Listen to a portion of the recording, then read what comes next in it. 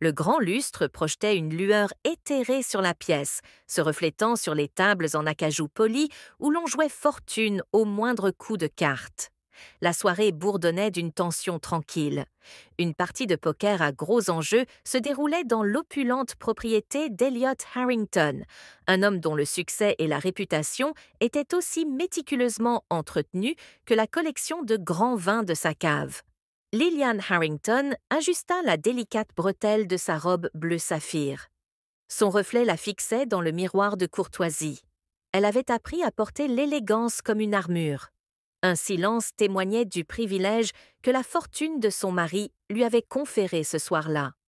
Un autre des légendaires rassemblements d'Elliot, où l'élite de la ville se réunissait pour une soirée de plaisir et de stratégie. Pourtant, alors qu'elle descendait le grand escalier, un malaise étrange la serrait au creux de l'estomac, comme si la nuit apportait avec elle une invisible tempête. La salle de poker bourdonnait de mises murmurées et du tintement des verres de whisky. Elliot, toujours aussi charismatique, dégageait une confiance naturelle. Son rire ondulait dans l'espace comme le mélange d'un jeu de cartes usées. Il fit signe à Lillian de s'approcher, la présentant avec la fierté d'un homme, mettant en valeur son plus bel atout. Les hommes à la table la regardèrent avec plus ou moins d'admiration et de curiosité, mais un regard s'attarda plus longtemps que les autres. Sébastien Vance. Les yeux noirs et énigmatiques, il observa Lilan avec une intensité qui lui fit murmurer un malaise. Il y avait quelque chose de calculé chez lui, un défi discret ancré dans la façon dont il soutenait son regard un tout petit peu trop longtemps. Elle le rejeta comme rien de plus que la bravade habituelle des hommes habitués à gagner. La soirée se déroula à son rythme habituel, les hauts et les bas des fortunes, les occasionnelles explosions de triomphe ou de frustration. Lillian sirotait son vin dans le salon adjacent, se laissa envahir par les bruits du jeu. Pourtant, l'atmosphère changea, l'air se resserra imperceptiblement, comme si les murs eux-mêmes se penchèrent pour écouter. Puis la voix d'Elliot, portée par le whisky et la bravade téméraire d'un homme trop habitué à la victoire, retentit. Ses paroles étaient teintées d'arrogance, tandis qu'il proposait d'augmenter les enjeux, de faire quelque chose de vraiment précieux, quelque chose que personne ne pouvait refuser. Un silence, puis la voix de Sébastien, mesurée et posée, résonna. « J'accepte votre pari, dit-il à une condition. » La pièce se figea. Lillian, le nom fendit l'air avec une netteté comparable au claquement d'une carte. Lillian sentit le jeu perfide. Le déroulement dans la pièce voisine continua faisant tournoyer le vin dans son verre, inconsciente que son nom venait d'être placé sur la table. Elliot hésita, mais l'hésitation était une faiblesse, et dans le monde des jeux d'argent à gros enjeux, la faiblesse était une main perdante. Il acquiesça. Quand Elliot retourna vers Lilan, son sourire était trop tendu, sa posture trop rigide. « Tout va bien », la rassura-t-il, mais il y avait quelque chose dans sa voix, quelque chose de cassant. La nuit s'étira longtemps et, à chaque heure qui passait, Lilan sentait le lent effondrement du contrôle de la soirée. Puis, sans prévenir, le silence, la partie était terminée. Sébastien se leva, victorieux, il s'avança vers Lillian avec la confiance d'un homme qui avait réclamé son prix. Elle croisa son regard perplexe, puis se tourna vers Elliot en quête de rassurance, mais tout ce qu'elle trouva dans ses yeux fut la réalisation creuse de ce qu'il avait fait.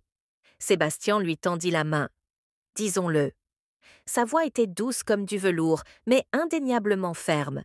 Lilan hésitait.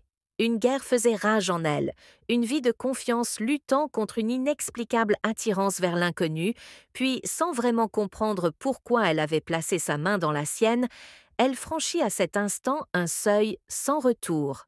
La suite de Sébastien était baignée de lumière dorée, l'air chargé d'un mélange enivrant de puissance et de secret. L'espace était organisé comme l'homme lui-même, élégant, contrôlé et teinté de quelque chose. Lilan se tenait sur le seuil. Son pouls, un rythme discordant dans ses oreilles. Elle devrait partir.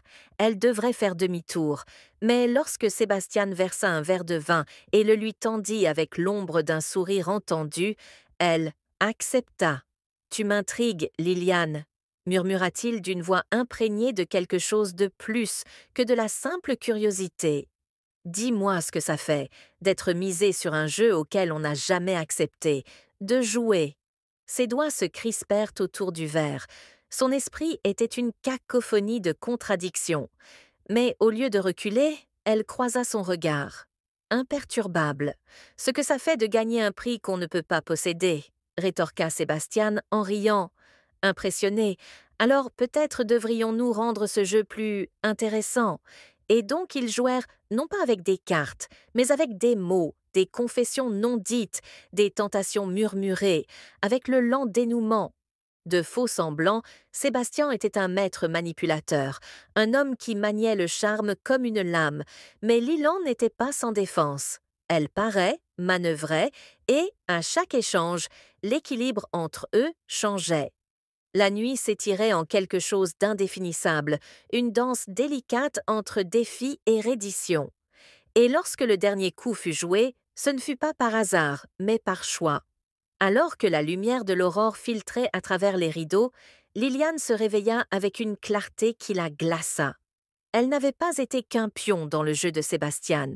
Elle avait joué et gagné en retournant auprès d'Elliot, l'homme qui l'avait perdu dans un accès d'arrogance ivre.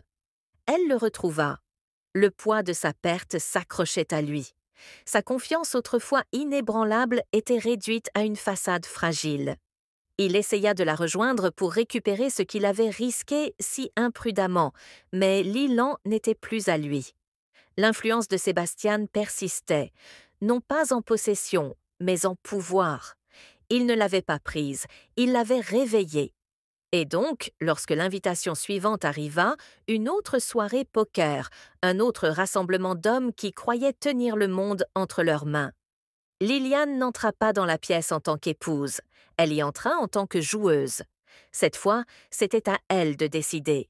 La partie n'était pas terminée, elle ne faisait que commencer,